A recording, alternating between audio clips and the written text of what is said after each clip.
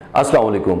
आज की इस वीडियो में हम आपको घर के grey structure, labour plus material के कॉन्ट्रैक्ट एग्रीमेंट के बारे में मालूमात फराहम करेंगे। कंस्ट्रक्शन स्टार्ट करने से पहले आपके कॉन्ट्रैक्टर और आपके बीच एक कॉन्ट्रैक्ट एग्रीमेंट होना बहुत ज़रूरी है। इसलिए मेरी कोशिश होगी कि मैं आपको बता सकूं कि कॉन्ट्रैक्ट एग्रीमेंट के क्या क्या मंदरजात हो सकते हैं और एक टेम्पलेट फ्राहम कर सकूं आपको, ताकि अगर आपके कॉन्ट्रैक्टर के पास कॉन्ट्रैक्ट एग्रीमेंट नहीं है तब भी आप अपने इस टेम्पलेट को अपने कॉन्ट्रैक्टर के साथ शेयर कर सकें। कॉन्ट्रैक्ट एग्रीमेंट होने का असल मकसद बेसिकली कंस्ट्रक्शन के मामलात को साफ और शफाफ बनाना होता है। इससे पहले कि हम कॉन्ट्रैक्ट के मंदरजात की तरफ चलें, हम कुछ चीज़ों के बारे में जान लें तो ज़्यादा बेहतर है। जैसे कि नंबर 1, आप कौन कौन सा कॉन्ट्रैक्ट मटेरियल यूज़ कर रहे हैं। आप इस कॉन्ट्रैक्ट मटेरियल के हवाले से एक डॉक्यूमेंट भी प्रिपेयर कर सकते हैं। जो मटेरियल यूज़ हो रहा है उसको आप अपने कॉन्ट्रैक्ट के साथ अटैच भी कर सकते हैं। मटेरियल कौन कौन से यूज़ हो रहे हैं का मतलब है कि आपके मटेरियल्स के ब्रांड्स कौन कौन से यूज़ हो रहे हैं। जैसे कि सबसे बेसिक आपकी ईंटें हैं, ईंटें अव्वल दर्जे की हैं, दोयम दर्जे की हैं। आपकी रेत है, सरगोदा की है, चनाब की है, रावी की है, वगैरह वगैरह। आपका स्टील किस ब्रांड का है, मुगल है, एफएफ है या अम्ब्रेली है, which ever the brand is. और इसके साथ आपकी बजरी सरगोदा की है या मार्गला की है, चीज़ें डिसाइड करनी ज़रूरी हैं। आपके पाइप प्लम्बिंग के लिए और इलेक्ट्रिकल के लिए कौन कौन से इस्तेमाल होंगे, उसका ब्रांड कौन सा होगा। टर्माइट प्रूफिंग के लिए जो स्प्रे किया जाएगा वो किस कंपनी के मटेरियल होगा। जंबोलॉन डायमंड का यूज़ होगा या किसी लोकल फर्म का यूज़ होगा। और आखिर में आपकी चौगाठें स्टील की होंगी या वुड की होंगी।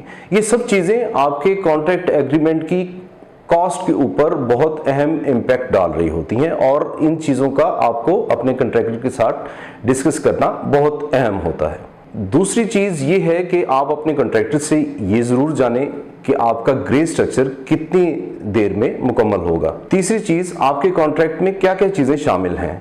मिसाल के तौर पर boundary wall, underground water tank, outer area के ग्रे फ्लोरिंग, कच्चा फर्श आउटर साइड का, ये सब कुछ जान लेना आपके लिए बहुत अहमियत का हामिल है। चौथी चीज़ ये कि जो आपकी ड्राइंग्स आपके पास हैं उनका कवर्ड एरिया आप अपने कॉन्ट्रैक्टर से ज़रूर जानें कि उनका कवर्ड एरिया कितना बन रहा है, क्योंकि कवर्ड एरिया की बेस पर ही आपके कॉन्ट्रैक्ट की वैल्यू को जांचा जाएगा। पांचवी चीज़ ये कि आपने जो स्ट्रक्चरल ड्राइंग प्रोवाइड की है, क्या सरिया उसके मुताबिक कॉन्ट्रैक्टर ले करेगा आपकी स्लैब के लिए, आपके बीम्स के लिए, आपके लिंटल्स के लिए। चलें आइए अब हम कॉन्ट्रैक्ट के मेन हेड्स की तरफ चलते हैं और जानने की कोशिश करते हैं कि कॉन्ट्रैक्ट एग्रीमेंट में आपके कौन कौन से मेन हेड्स हैं जिनको आप कंस्ट्रक्शन के दौरान डील करेंगे। ये आप स्लाइड पर देख सकते हैं कि ये कॉन्ट्रैक्ट के मेन हेड हैं। फाउंडेशन यानी बुनियादें, डीपीसी डैम प्रूफ कोर्स, दीवारें, आपके घर की वॉल्स, कंक्रीट या RCC works. RCC mean reinforce concrete के जो काम है, प्लास्टर, ग्रे फ्लोरिंग या कच्चा फर्श, पाइपिंग, डोर फ्रेम्स या चौगाट, roof treatment, underground water tank and septic tank, manholes, overhead water tank, parapet walls, boundary walls, extra works, total project cost, exclusions कौन कौन सी हैं, क्वालिफिकेशंस कौन कौन सी हैं, स्पेशल कंडीशंस क्या हैं और आपके कॉन्ट्रैक्ट के साथ अटैचमेंट्स कौन सी हैं, और फाइनली आपकी एक्नॉलेजमेंट है। कॉन्ट्रैक्ट एग्रीमेंट का पहला पेज एक स्टेटमेंट से स्टार्ट होता है जिसमें जिस दिन कॉन्ट्रैक्ट किया जा रहा है वो डेट मेंशन हो जाती है। उसमें क्लाइंट का नाम, कॉन्ट्रैक्टर का नाम, कॉन्ट्रैक्टर का जो रिप्रेजेंटेटिव है उसका नाम, और contractor grey structure labour plus material की हामी भर रहा है और जिस घर लोकेशन जो है घर की जिसका उसने कंस्ट्रक्शन करनी है उसकी लोकेशन का एड्रेस दे दिया जाता है। जैसे कि मैंने आपको पहले भी हेड बताए थे, और इसमें पहला हेड जो हमारा फाउंडेशंस का है यानी बुनियादों का है, उसमें सबसे पहले तो आपकी एक्सकवेशन आती है। जो आपकी ट्रेंचेस की, फाउंडेशन ट्रेंचेस की एक्सकवेशन है, उसकी डेप्थ मेंशन कर दी जाती है कि 2 फीट 6 इंच की डेप्थ तक वो एक्सकवेट करेगा फ्रॉम रोड लेवल, और जो सरप्लस मटेरियल होगा वो फेंकने का है उसको, और आपकी जो फाउंडेशन की सॉइल है उसकी कंपैक्शन करना होगी उसे। दूसरा क्लॉज जो आता है वो 1 4 8 यानी कि 1 सीमेंट, 4 सैंड और 8 बजरी के एक प्लेन कंक्रीट, सीमेंट कंक्रीट जो है वो पीसीसी उसने करनी है। और उसके बाद तीसरा क्लॉज जो है वो providing and applying anti termite का स्प्रे है, जो कि 2 स्टेजेस पे होता है। फर्स्ट स्टेज आपकी फाउंडेशन की एक्सकवेशन के बाद और पीसीसी होने से पहले होती है, और दूसरी स्टेज जो है वो आप जब अपना बैकफिल मटेरियल कर लेते हैं अपने प्लॉट का, तो उसके बाद दूसरी स्टेज की जाती है। फर्स्ट क्लास ब्रिक्स यूज करेगा वो मेसनरी करने के लिए, मेसनरी वर्क के लिए, जो कि आपकी फाउंडेशन की वॉल्स और आपके फाउंडेशन के स्टेप्स बनने हैं। दूसरा हेड है आपका डीपीसी का, यानी कि dam proof course, providing and laying 2 inch thick horizontal dam proof. Dam proof course जो है वो कंक्रीट पीसीसी 1 2 4 का डाला जाता है, और इसीलिए हमने इस कॉन्ट्रैक्ट टेम्पलेट में मेंशन कर दिया है कि आपका जो बजरी है उसकी वो 3/4 इंच तक उसका साइज होना चाहिए। नॉर्मल साइज बजरी का यही होता है जो वो अपनी कंक्रीट के लिए यूज़ करेगा, जो 2 इंच की लेयर आपकी पीसीसी की वो प्रोवाइड करेगा। दूसरे क्लॉज में आपने मेंशन करना है कि पॉलिथीन शीट बिछाई जाएगी लुक के कोट के ऊपर, बिचुमेन के कोट के ऊपर। और तीसरे क्लॉज में हम आपको बता रहे हैं कि जी प्रोवाइडिंग डैम प्रूफ कोर्स, एक वर्टिकल डैम प्रूफ कोर्स भी जो कि 2 डीपीसीज को आपस में मिलाता है वो प्रोवाइड करना ज़रूरी है। उसके बाद आपका घसू यानी कि जो मट्टी और रेत का मिक्सचर है वो हम बैकफिल के मटेरियल के तौर पर यूज़ करते हैं, और वो डीपीसी लेवल तक वो फिल किया जाएगा। तीसरा मेन हेड आपकी वॉल्स का है, यानी कि आपके घर की दीवारें। उसमें कौन कौन सा मटेरियल यूज़ होगा, कैसी ब्रिक्स यूज़ होंगी, सीमेंट कौन सा यूज़ होगा, सैंड कौन सी यूज़ होगी, उसकी रेशो क्या होगी, वो सब आप इस पे मेंशन कर सकते हैं, जो कि 9 इंच वॉल और 4.5 इंच वॉल्स दोनों के लिए इसमें मेंशन कर दी गई हैं। उसके बाद हमारा हेड आ जाता है आरसीसी वर्क्स का। आरसीसी वर्क्स में मेनली आपका कॉन्ट्रैक्टर जिम्मेदार है कि उसने स्टील को स्ट्रेटन भी करना है, उसकी कटिंग भी करनी है, उसकी बाइंडिंग भी करनी है, और उसने 1 2 4 कंक्रीट का मिक्सचर जो आरसीसी के लिए होगा वो यूज़ करना है। इन्हीं सारी चीज़ों को हमने इन क्लॉजेज में मेंशन कर दिया है। और एक दफ़ा फिर से कि आपकी सैंड इसमें कौन सी यूज़ होगी, सीमेंट कौन सा यूज़ होगा, आपका स्टील कौन सा यूज़ होगा, इन सारी चीज़ों की जिम्मेदारी आपके ठेकेदार पर आ जाती है। और सबसे अहम चीज़ कि आपकी जो स्लैब डलेगी उसकी शटरिंग किस चीज़ की होगी। नॉर्मली वुडन प्लैंक्स की शटरिंग यूज़ कर रहे होते हैं लोग, लेकिन स्टील शटरिंग जो है वो ज़रा बेहतर रहती है, उससे सफाई आती है काम में। तो आप वो मेंशन कर सकते हैं कि ये कौन सी शटरिंग जो है या फॉर्म वर्क उसने यूज़ करना है, और कॉन्ट्रैक्टर को जिम्मेदार करें कि वो आपको बताए जब भी वो कंक्रीटिंग करने लगे, ताकि आप चीज़ों की इंस्पेक्शन बजाते खुद कर सकें। नेक्स्ट हेड हमारे पास प्लास्टर का है, जैसे कि आप स्क्रीन पे देख सकते हैं। इसमें हमने डिफरेंट प्लास्टर्स एरियाज़ के लिए मेंशन कर दिया है कि वॉल्स के लिए आपके प्लास्टर की ये रेशो होनी चाहिए, आपकी सीलिंग के लिए ये रेशो होनी चाहिए, फ्रंट एलिवेशन पे जाली यूज़ करें, आपके जहाँ पर स्लैब और मेसनरी वर्क का एक जॉइंट बन रहा है, ताकि जब प्लास्टर हो तो उसमें क्रैक्स से बचा जा सके। नॉर्मली आपने देखा होगा कि जहाँ पर स्लैब आती है तो साइड एलिवेशंस पर और बैक साइड पर, रेयर एलिवेशन पर एक ग्रूव 1/2 इंच का दे दिया जाता है। उसका मकसद बेसिकली उन क्रैक्स को रोकना होता है जो कि श्रिंकेज की वजह से प्रोड्यूस हो सकते हैं। अगला मेन हेड हमारा आ रहा है जी कि grey flooring inside the house and outside the house. Grey flooring मतलब कि जो कच्चा फ्लोर होता है जिसके ऊपर आपकी भी टाइल्स लगनी होती होती हैं, उससे पहले का फर्श कच्चा फ्लोर कहलाता है। उसमें आप मेंशन करवा लें कि आप पहले ब्रिक बैलेस्ट की एक लेयर डालेंगे जो कि 3 इंच नॉर्मली डेप्थ की होती है, उसके बाद उसकी कंपैक्शन करवाएंगे और उसके बाद आप 2 इंच थिक जो है वो प्लेन सीमेंट कंक्रीट की लेयर डलवाएंगे और उसको अच्छी तरह से अपने लेवल्स पर लेकर आएंगे। ये सारी चीज़ें आप इसमें मेंशन करवा देते हैं। अब ये चीज़ आपको जाननी ज़रूरी है कि जैसे मैंने पहले भी अपनी वीडियो में जिक्र किया था कि आपके कॉन्ट्रैक्ट में क्या क्या चीज़ें शामिल हैं।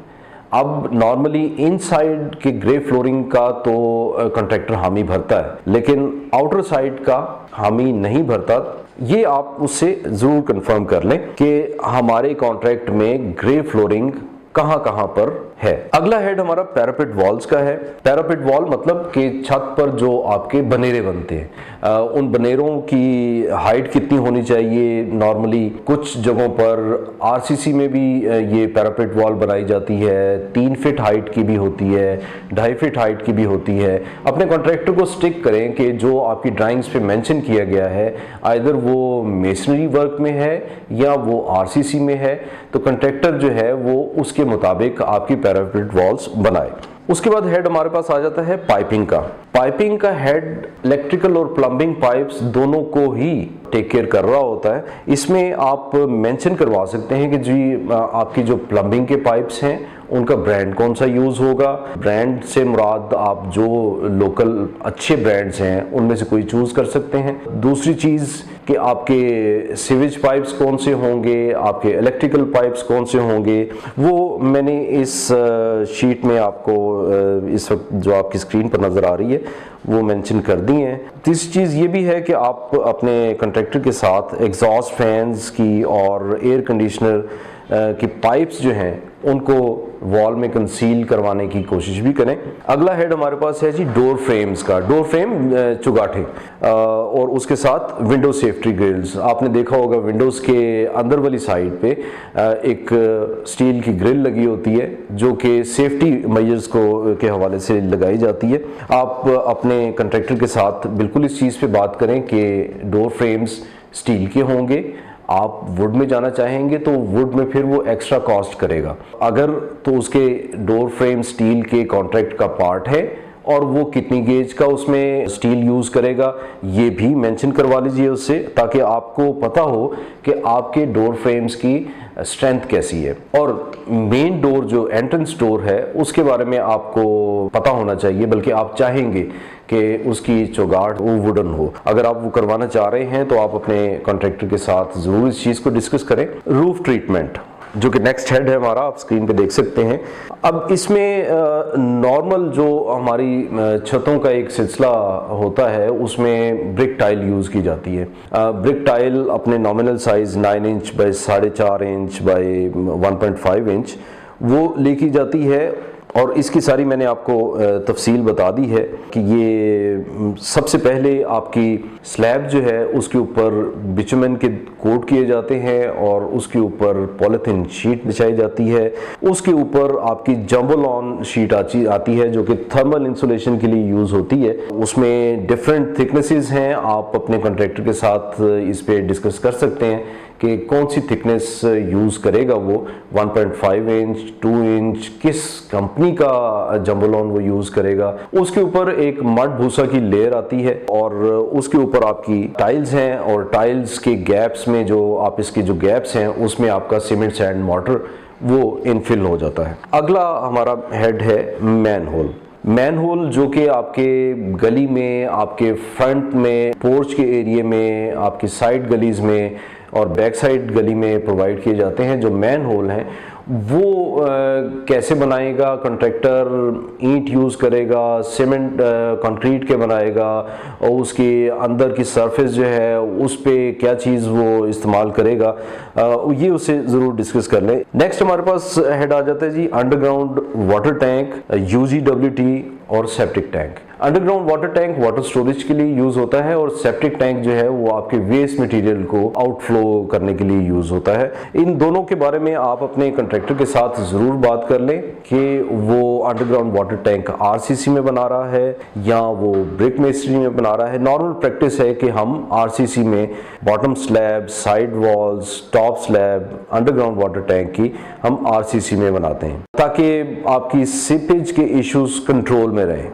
उसके बाद जो सेप्टिक टैंक है इसमें भी डिफरेंट डिज़ाइंस हैं, जो आपका स्ट्रक्चर इंजीनियर आपको बताए उसके मुताबिक आप उन चीज़ों को अपने कॉन्ट्रैक्ट का पार्ट ज़रूर बना लें ताकि आपकी चीज़ें जो हैं वो आपके स्पेसिफिकेशंस के मुताबिक बन सके। नेक्स्ट हेड है overhead water tank. Overhead water tank के बारे में भी आप अपने कॉन्ट्रैक्टर के साथ डिस्कस कर लें कि वो आरसीसी में बनाएगा। आपके स्ट्रक्चर इंजीनियर ने जो ओवरहेड वाटर टैंक का डिज़ाइन दिया है उसके मुताबिक इंश्योर करें कि जी ये हमारा ओवरहेड वाटर टैंक जो है इसके मुताबिक ही बने। इसके बाद आ जाती है जी बाउंड्री वॉल्स। अब बाउंड्री वॉल्स का जो साइड वॉल्स हैं वो 4.5 इंच की और एट डिफरेंट इंटरवल्स जो है वो 9 इंच का एक कॉलम दिया जाता है मेसनरी का। फ्रंट वॉल जो है वो डिज़ाइन में होती है, उसकी डिज़ाइन की कॉम्प्लिकेशन के ऊपर डिपेंड करता है कि कॉन्ट्रैक्टर उस पे आपके साथ किस हद तक निगोशिएट करेगा, क्या वो अपने कॉन्ट्रैक्ट का उसे पार्ट बनाएगा। नेक्स्ट हमारे पास आपकी टोटल अमाउंट आ जाती है।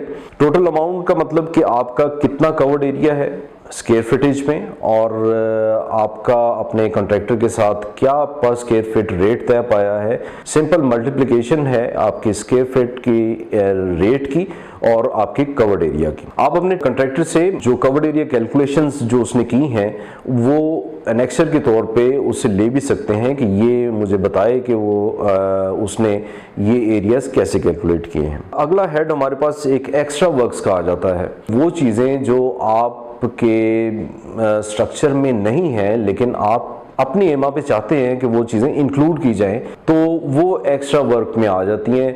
जैसे कि नॉर्मली आज कल के जो प्लॉट्स हैं उनमें रोड लेवल से वो डीप होते हैं। अब ये एक्स्ट्रा वर्क के कैटेगरी में आ जाएगा क्योंकि कॉन्ट्रैक्टर को अपने काम के अलावा एक्स्ट्रा वर्क इसमें करना पड़ेगा। ये एक्स्ट्रा वर्क्स आप उस अपने कॉन्ट्रैक्टर के साथ डिस्कस जरूर करें कि क्या क्या चीज़ें एक्स्ट्रा होंगी जो कि आपकी कॉन्ट्रैक्ट वैल्यू का पार्ट बनेंगी। इसी तरह से जैसे आगे ये टोटल प्रोजेक्ट कॉस्ट आ जाती है, जो कवर्ड एरिया कॉस्ट है वो एक सेपरेट आ गई और एक्स्ट्रा वर्क की कॉस्ट सेपरेट आ गई और इन दोनों का सम जो है वो आपके ग्रैंड टोटल में आ जाएगा। अब हम बात करते हैं एक्सक्लूजन्स के बारे में, जो कि आप स्क्रीन पर देख सकते हैं कि क्या क्या चीज़ें आपके कॉन्ट्रैक्ट का हिस्सा नहीं है जो कॉन्ट्रैक्टर नहीं करेगा। जैसे प्लास्टर ऑन इंटीरियर और exterior sides of concealed foundation, wooden door frames हैं, installation of cover plates and electrical boxes and any lights or fans, furnishing and installation of any ironwork, stairs, terrace, railings, moldings, steel pergolas, etc. exterior woodwork at porch, ceiling और walls, ये सारी चीज़ें exclusions में आ जाती हैं। Next head हमारे पास qualifications का है जो कि मेंशन कर रहा है कि अगर आपकी ड्राइंग्स बायलॉज के मुताबिक नहीं बनी तो कॉन्ट्रैक्टर की जिम्मेदारी बिल्कुल नहीं है। इसलिए कोशिश करें कि अपनी ड्राइंग्स जो है वो एज पर बायलॉज बनवाएं। चलें आए अब हम स्पेशल कंडीशंस को डिस्कस कर लेते हैं। इसमें जैसे आप देख रहे हैं स्क्रीन पर कि पहला क्लॉज हमने मेंशन किया है कि पेमेंट स्केड्यूल आपका एक एनेक्सर है। दूसरा क्लॉज हमने मेंशन किया है कि आपका कॉन्ट्रैक्ट स्केड्यूल क्या होगा, यानी कि कितने ड्यूरेशन में आपका कॉन्ट्रैक्ट फिनिश हो जाएगा। प्रोजेक्ट कंप्लीशन टाइम 6 महीने मेंशन कर दिया गया है। अब इसमें एक क्लॉज जैसे आप देख रहे हैं कि वाटर सप्लाई, बोर पंप्स और इलेक्ट्रिकल कनेक्शंस जो हैं वो क्लाइंट की जिम्मेदारी होती है जो कि आपको प्रोवाइड करने हैं। कंस्ट्रक्शन जो grey structure labour plus material है, इसमें शैंटी बनाना यानी कि गार्ड रूम बनाना ये कॉन्ट्रैक्टर की जिम्मेदारी है। गार्ड भी कॉन्ट्रैक्टर ही प्रोवाइड करेगा। अब उसके बाद आप देख रहे हैं कि जो ड्राइंग्स आपने कॉन्ट्रैक्टर को दी हैं उसके बारे में उसने मेंशन कर दिया है कि आर्किटेक्चरल ड्राइंग्स हैं, इलेक्ट्रिकल ड्राइंग्स हैं, प्लम्बिंग ड्राइंग्स हैं, स्ट्रक्चरल ड्राइंग्स हैं। स्पेशल कंडीशंस की जो नेक्स्ट क्लॉज आपकी स्क्रीन पर है वो कॉन्ट्रैक्टर का बोनस पॉइंट है, यानी कि आप कोई भी चीज़ चेंज करवाते हैं अपने कॉन्ट्रैक्ट से हटकर तो वो कॉन्ट्रैक्टर बेयर नहीं करेगा बल्कि वो पेमेंट आपको एक्स्ट्रा में करनी पड़ेगी। नेक्स्ट क्लॉज जैसे है कि client at any stage of the project can inspect workmanship. ये आप अपने कॉन्ट्रैक्टर को बता दें कि आप किसी वक्त भी आ सकते हैं, इंस्पेक्शन पॉइंट ऑफ व्यू से किसी वक्त भी अपना काम चेक कर सकते हैं। अपने कॉन्ट्रैक्टर से जान लें कि वो ऑन साइट कैमराज इंस्टॉल करेगा ताकि आपके लिए मॉनिटरिंग भी आसान हो सके। इस चीज़ को भी मेंशन कर लें कि कॉन्ट्रैक्ट में आपका मेन गेट जो है उसकी इंस्टॉलेशन, उसकी प्रोविजन कॉन्ट्रैक्टर के हेड पर है या आप प्रोवाइड करेंगे। अगर कोई भी चीज़ ड्राइंग के मुताबिक नहीं बनी तो कॉन्ट्रैक्टर रिस्पॉन्सिबल होना चाहिए उसका, और उस एरर को रेक्टिफाई करना उसकी रिस्पॉन्सिबिलिटी होगी। ओवरहेड वाटर टैंक और शेड्स के बारे में आप अपने कॉन्ट्रैक्टर से ज़रूर मालूमात हासिल करें कि वो इनका कितना चार्ज करेगा। कंस्ट्रक्शन के दौरान किसी भी किस्म की वायलेशन यानी कि सोसाइटी के बायलॉज, जो कि कंस्ट्रक्शन बायलॉज मेंशन किए गए हैं, उसकी खिलाफ वर्जी होती है तो आप अपने कॉन्ट्रैक्टर को ज़रूर कहिए कि अगर ऐसी वायलेशन हुई तो इसके जिम्मेदार वो होंगे। कंस्ट्रक्शन के लिए इलेक्ट्रिसिटी कनेक्शन क्लाइंट प्रोवाइड करेगा, ये कॉन्ट्रैक्टर की जिम्मेदारी नहीं होगी। एक क्लॉज मेंशन कर दिया जाता है कि एंड ऑफ द कंस्ट्रक्शन आप लोग मिलकर एरियाज की मेजरमेंट एक दफ़ा फिर कर लें ताकि ये चीज़ कंफर्म हो जाए कि जो स्टार्ट में एरियाज लिए गए हैं जिसके मुताबिक आपकी कॉन्ट्रैक्ट वैल्यू निकाली गई वो ट्रू है या नहीं। कॉन्ट्रैक्टर से ये ज़रूर जान लें कि परगोलाज की कैलकुलेशन वो कैसे कर रहा है, उसने अपनी कॉस्ट में किस हद तक उसकी प्रोविज़न रखी है। ये स्लाइड जो स्क्रीन पर आप अभी देख रहे हैं, इसमें हमने कुछ अटैचमेंट्स के बारे में बताया है कि आपके कॉन्ट्रैक्ट एग्रीमेंट के साथ क्या क्या एक्स्ट्रा डॉक्यूमेंट्स अटैच होना बेहतर रहेंगे। जैसे एनेक्सर ए है जो कि पेमेंट स्केड्यूल है। पेमेंट स्केड्यूल में आपके सारे कंस्ट्रक्शन के माइलस्टोन्स आ जाते हैं जिसके मुताबिक आप अपने कॉन्ट्रैक्टर को पेमेंट्स कर रहे होते हैं upon their completion. Annexure B जो है वो आपका प्रोजेक्ट स्केड्यूल है। प्रोजेक्ट स्केड्यूल जो है वो आपके प्रोजेक्ट की टाइमलाइन को शो कर रहा है। वो जिम्मेदारी है आपके कॉन्ट्रैक्टर की कि वो आपको एक स्केड्यूल ज़रूर प्रोवाइड करे ताकि आप गाहे बगाहे देख सकें कि आपकी ऑन ग्राउंड कंस्ट्रक्शन और आपका स्केड्यूल जो है वो दोनों एक दूसरे के साथ मीटअप कर रहे हैं कि नहीं। एनेक्सर सी में जैसे हमने पहले बात की थी एक्स्ट्रा वर्क की, जिसके ऊपर हम एक वीडियो और करेंगे इंशाल्लाह, तो उसमें हम पूरी तरह से उसके बारे में बताएंगे। लेकिन आप ज़रूर जान लें अपने कॉन्ट्रैक्टर से कि वो अपने एक्स्ट्रा वर्क्स में क्या क्या चीज़ें इंक्लूड कर रहा है। एनेक्सर एफ जो है वो आपका लिस्ट ऑफ मटेरियल्स हैं। अपने मटेरियल्स के ब्रांड्स उसमें मेंशन ज़रूर करवा लें ताकि वो आपके कॉन्ट्रैक्ट एग्रीमेंट का एक पार्ट हो और कॉन्ट्रैक्टर जो है वो उसके मुताबिक चले। सबसे आखिर में एक्नॉलेजमेंट का हेड है जिसमें आपका नाम, आपके सिग्नेचर्स, आपके कॉन्ट्रैक्टर का नाम, उसके सिग्नेचर्स और आप दोनों पार्टीज़ के विटनेस इसमें आ जाते हैं। उम्मीद करता हूँ मेरी इस वीडियो से आपको काफ़ी फ़ायदा होगा और जब भी आप अपने घर की कंस्ट्रक्शन करेंगे और उससे पहले एक कॉन्ट्रैक्टर के साथ एग्रीमेंट बनाएंगे तो उसमें ये टेम्पलेट आपको ज़रूर फ़ायदेमंद रहे। अब तक के लिए मुझे इजाज़त दीजिए। आइंदा फिर किसी वीडियो के साथ आपकी खिदमत में हाजिर होऊंगा। अल्लाह हाफिज़।